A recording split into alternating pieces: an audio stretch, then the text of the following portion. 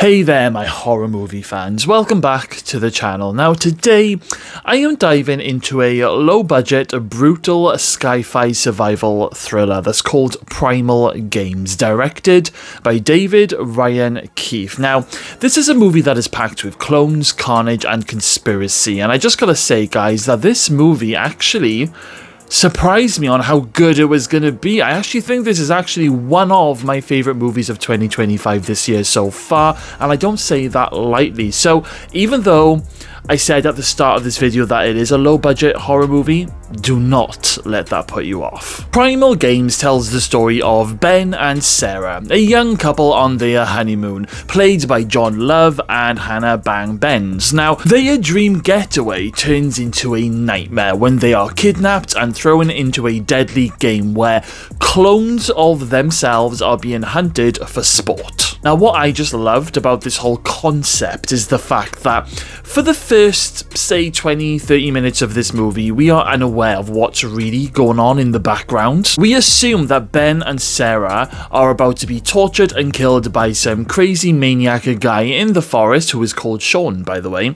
And, you know, I thought it was just going to be like a very predictable cat and mouse survival movie, but no. When we learn that Ben and Sarah aren't even real, they are just clones that, and they've been put into some virtual reality game for real people to come in and hunt them down. Everything just changes from then on in. The film taps into themes of cloning, ethics, exploration, and the dark pleasures of the elite. Think of it as an Eli Roth Hostel movie set in the future, slashed with wrong turn and a little bit of divergence thrown into the mix. Honestly, I thought it was brilliant. Ben and Sarah, they have certain memories that have been implanted into their sort of like, their AI brain. Their identities have been stolen and, they are just pawns in this entertainment spectacle. The rich people who come into the game to hunt Ben and Sarah, they are allowed to do whatever they want with them. So not just kill them, they're allowed to eat them, torture them, they're allowed to SA them or sleep with them. It's absolutely sick and it's twisted, but I am here for it. Let's talk about some of the performances now, because you've got Hannah Bendz, who's her portrayal of Sarah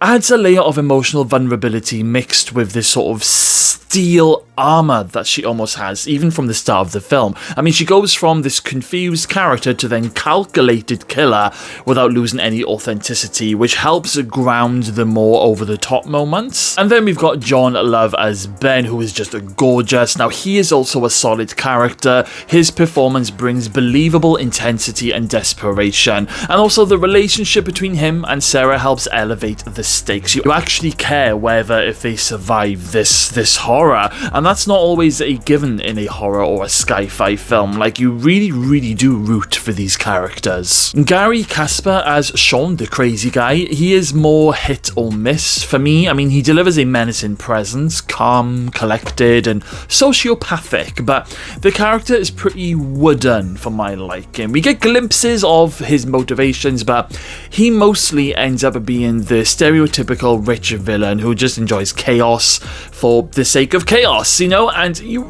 really enjoy watching Sean get his comeuppance in the end. Director David Ryan Keith brings a gritty filmmaking style to Primal Games, and he really leans into practical effects, which I just loved. Also, some of the cool close combat sequences was pretty cool, and location shooting, it makes it feel quite immersive. The island setting is well used, it feels isolated and ominous, and it has these dense forests and rocky terrain and brutalist architecture that fits the dystopian tone. From a production design perspective, the cloning facility, the hunting arena, and the tech used to monitor the game are minimal but effective. You believe that this is a secret high-end operation run by the ultra wealthy, which is where the idea of like the Hostel film comes in, because it's just Hostel but set in the future and a bit more bit more airbrushed. Now, the best part of the film for me is definitely the second half of the movie, where Ben and Sarah learn what is really happening, and then they manage to steal one of the hunters' mobile phones.